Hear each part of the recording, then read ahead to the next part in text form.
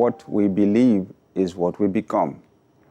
So you've got to shift your belief system. You've got to believe that you are as good as anybody else. If you ever believed that you are poor, your family is poor, your social class or community is poor, you've got to get rid of that mindset. You've got to get rid of that mindset. You are as good as anybody else. If anybody has done it, you can do it. Okay? Believe it, that you are designed for the best. Now, choose your company carefully. That's the other piece of advice I'm going to give right now. Choose your company carefully because the people that are closest to you shape your thinking. They do most of the time unconsciously. But whether you realize it or not, you are absorbing their mindsets and absorbing their emotions. You are. If you hang around negative people, their negativity will transfer to you, and you cannot afford to have that as an entrepreneur.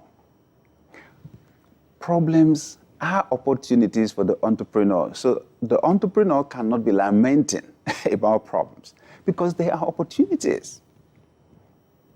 So you want to have the right mindset for business. You've got to hang around people who do business. I remember this experience that I had many years ago, and it was many years ago, okay? So and I just happened to be in the same room with these two gentlemen, much older than myself, and they began to discuss about their investments. Oh my God. They were talking about how much, each person would say how much he bought a house, how long he waited, and how much he sold it. I mean, some of the houses they sold at double the rates for which they bought them. And I sat there, a young man with nothing. Okay, I didn't have a house. I was still renting. And I was sitting there, and they were calling these big figures, and my mind was just stretching. My mind was stretching. Okay, should I confess? I had nothing to contribute to the discussion. Okay, so I was just smiling. Okay, I was nodding, and I was smiling. And in my mind, I was thinking, oh my God, wow, some big amounts of money. You know what? If you stay there, hang around people like that for long enough, and they keep stretching your mind will not go back to its former shape. What is normal to them will become normal to you. I mean, that's been my experience. You need mentors. You need to hang around people who've done it before. Not just people who have an idea, but people who have done it before, people who are successful in business. You need to hang around them. I know that for many of us, we find it daunting. We find it intimidating to approach wealthy people. But listen to me. They just got there before you, that's all. They're no better than you are. They don't have more value than you have. And most of the time, they're good people who will be happy to share their experiences with us. They'll be happy to share their knowledge with us. But the challenge is we just feel intimidated. We don't have the esteem, so we never approach them. We never ask questions from them. Okay, they'll be happy to share with us. Okay, so hang around people who have the right mindsets, who are entrepreneurs, and you'll catch their mindsets. And you know what? We human beings are magnets. If you think the way they think, you'll end up the way they end up. You will attract what they attract. Very important. Now, this is also important. Have a big vision, but start small. Have a big vision. In other words, you've got to leverage your imagination to your advantage. Whatever it is you're doing, whatever it is you're selling, think beyond survival. Think beyond survival. Think about how to solve that problem on a bigger scale. And by the way, vision is the key to provision. There's a strong connection between the vision you have and the provision that will be made for you. the quality, the sizes of opportunities that will come to you. You know what? The opportunities are there all the time, but vision is the key to recognition. Vision is the key to recognition. It's when you've seen millions in your mind that you'll be able to recognize the opportunities that will bring the millions to your account. That's the way it works. If I was to pick you up at the airport, I've never seen you before, I won't recognize you, you'll just walk past me. I think opportunities walk past us every day like that. But because we don't have the vision that is commensurate to the opportunity, we don't see it. We don't recognize it. People make millions, they make billions, they live in the same city with people that make nothing. One of the major differences is that vision. So whatever it is that you do, scale it up. Scale it up to a higher level. Scale it up to reach more people. Okay, scale it up to supply more products, to provide more of your service on a bigger scale. But then you've got to be able to come down and start from where you are, okay, with what you have. But have in mind, this is where I'm going. Listen, if you don't have a big vision like that, one of the things that's likely to happen to you is when you begin to make some small money, you suddenly be satisfied. You lose your motivation. I'll encourage you also, dear viewer, to be courageous in your thoughts and in your actions. Courage is taking action in the presence of fear or in the presence of danger. Yes, we will always have to make a choice between courage and fear. I encourage you today, dear viewer, choose courage. The end result of fear is always predictable. Always. It's failure. It's unrealized potentials. It's regrets.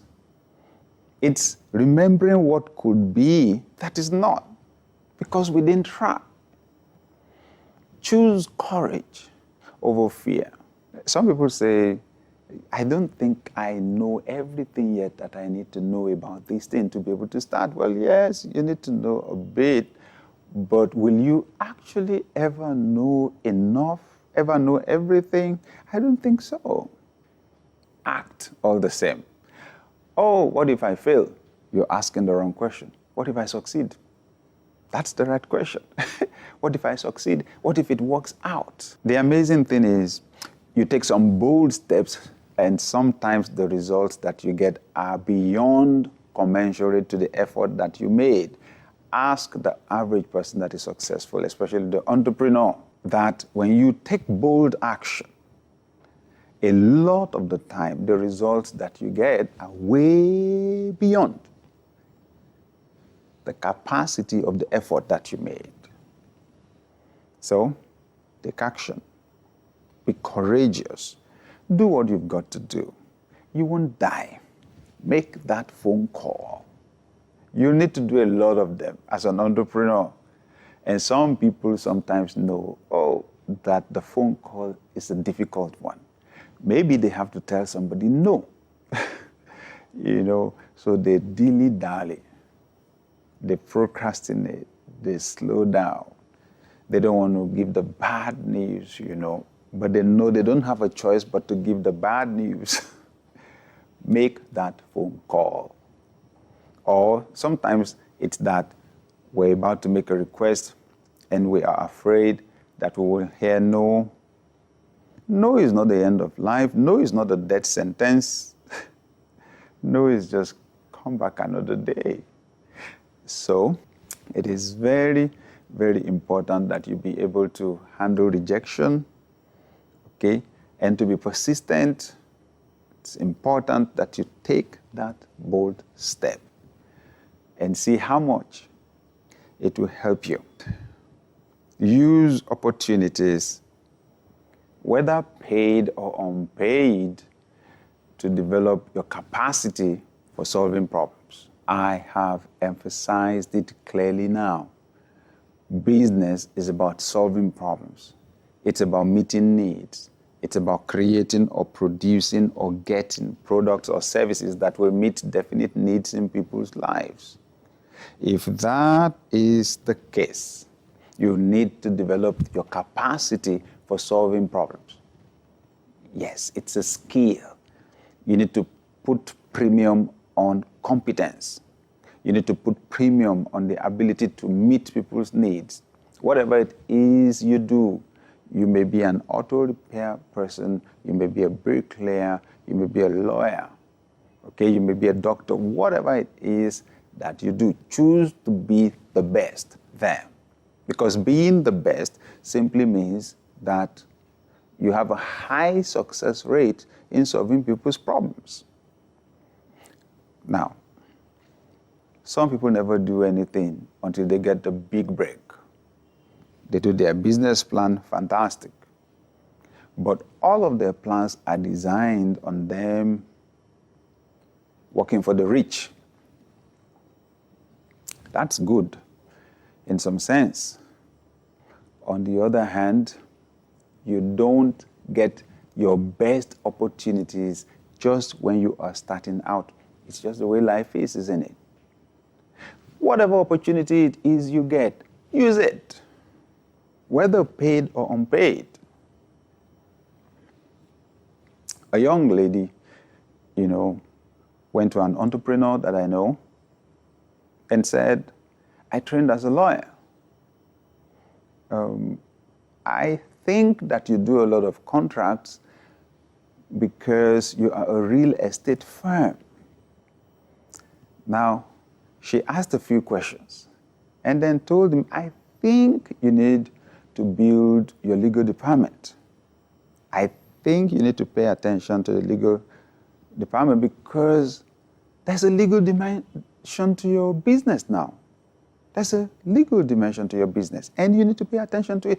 Can I come work as a volunteer in your office for a few weeks? So she went in and began to structure things. And when 2 weeks were over, she was supposed to leave. Oh no, the business owner employed her right there. He gave her employment. I said, this is amazing. She activated the principle. She did. She identified a need for the organization. She met that need. The organization didn't want her to go. They gave her a job with a good pay. So I'm simply saying here, you may not have your ideal job right now, but whatever it is, make the best use of it, developing your entrepreneurial skills. Make the best use of your opportunities. And to develop entrepreneurial skills, learn to identify people's problems.